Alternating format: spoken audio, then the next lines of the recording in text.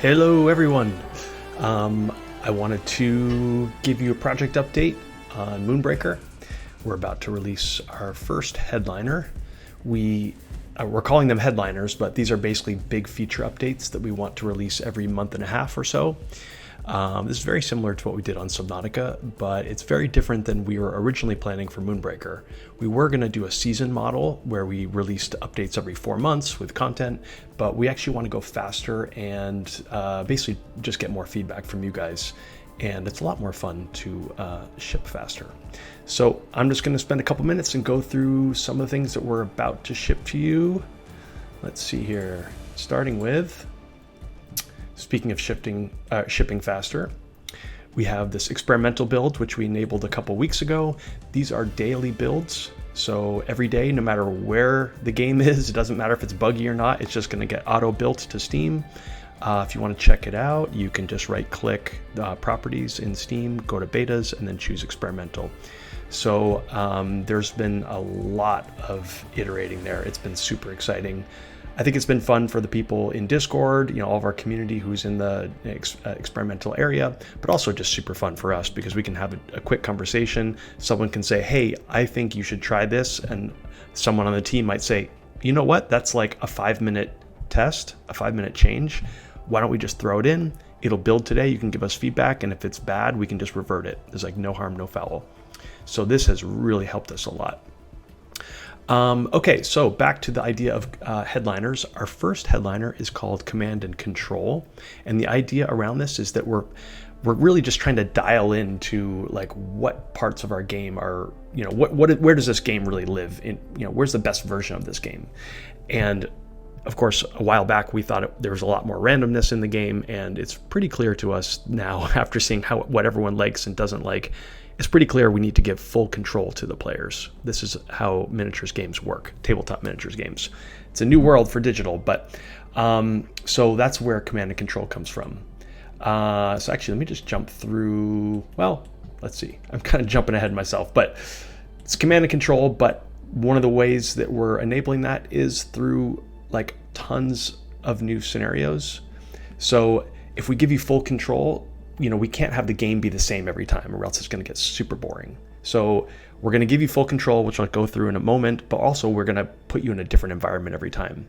So we tried a bunch of different ways to do this, but basically what we've landed on that's working pretty well, ignore that little screenshot, that thing is gone. Such a polished presenter I am.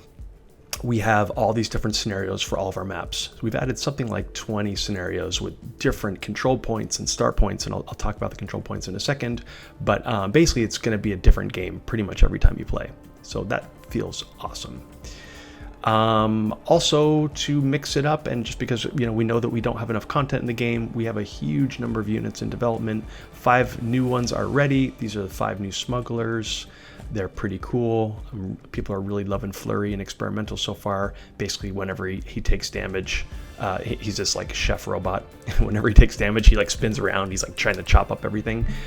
He does damage to everything nearby, which can often trigger lots of chain reactions. And you can throw him into battle with Chuck and Co. And he does all sorts of crazy stuff. Really fun. We got Noxie, who when it takes damage, releases a toxoid, and then if the toxoid dies, he gets angry, and then his slingshot gets more powerful. We got Turncoat, who can steal units, super scary and really fun. We got Hit and Run, who can ambush, so it can deploy anywhere in the map, and it can keep moving whenever it damages targets. And we've got Crash, who's coming in a little hot, but I think this is how his ability will actually work.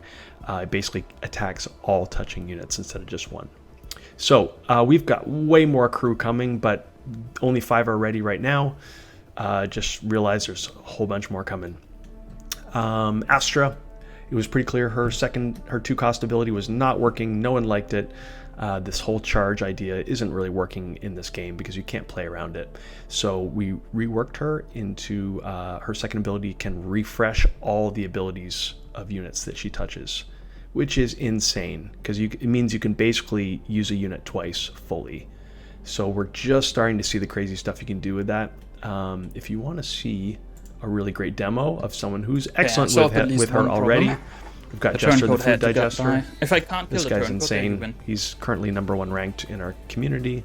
You can see some of the crazy antics he's pulling off already. So I put the link here if you want to watch it. Right here.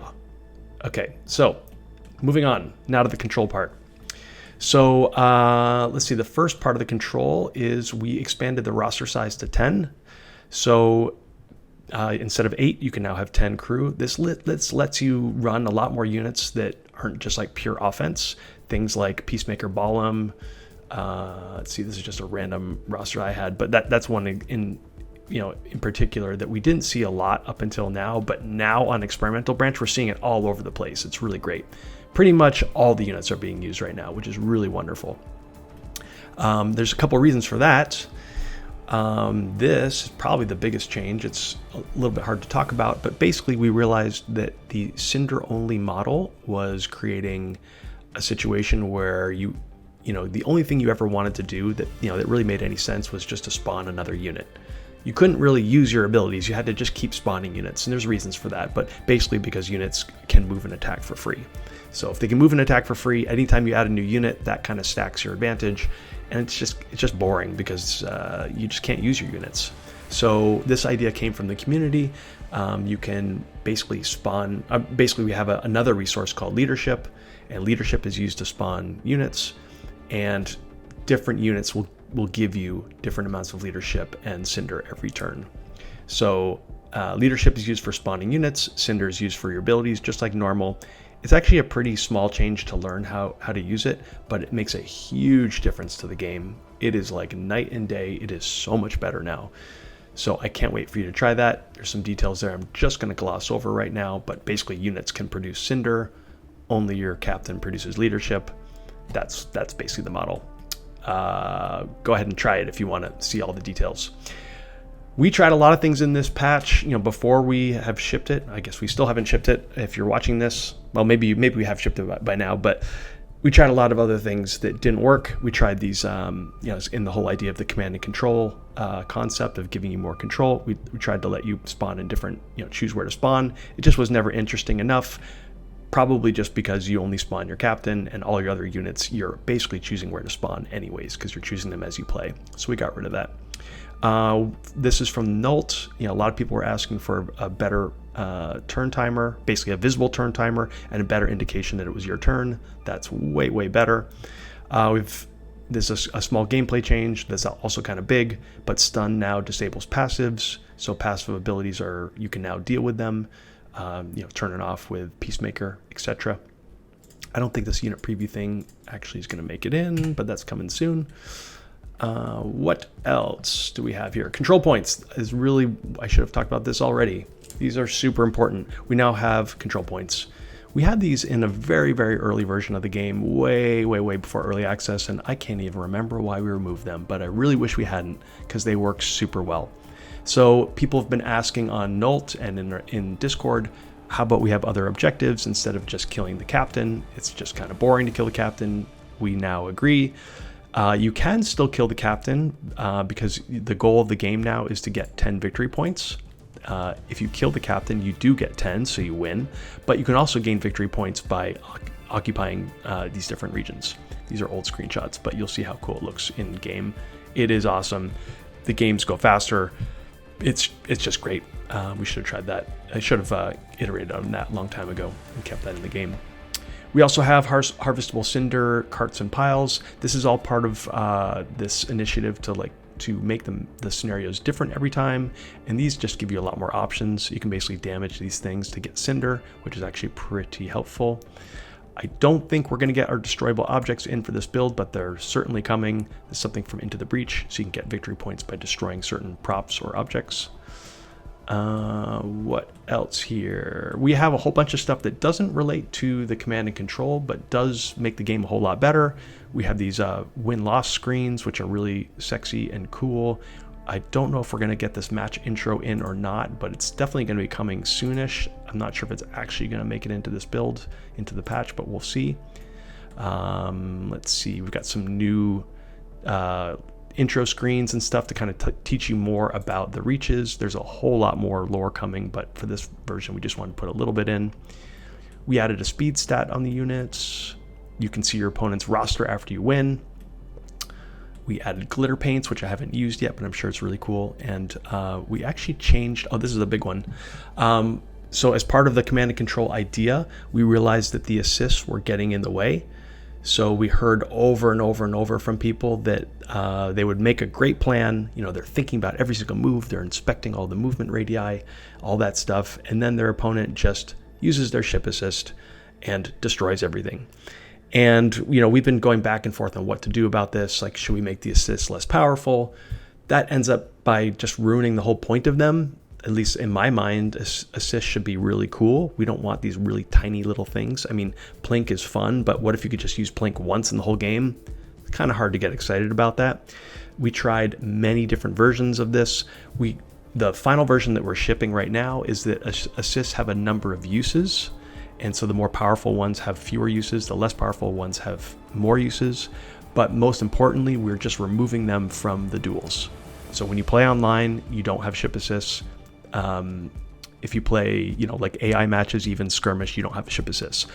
At first, this sounds like we would be losing something really wonderful.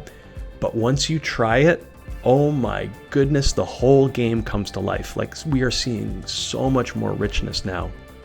And once we tested it, we did not want to go back. I mean, this is one of those things that it sounds kind of bad when you hear it, and then you try it and you're like, okay, you're right. So I hope you guys feel the same way, because we certainly do.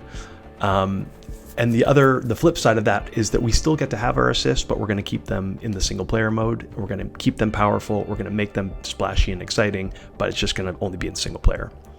I can't really talk about the single player too much right now, except to tell you that it's coming. We're working on it. It's super important for us.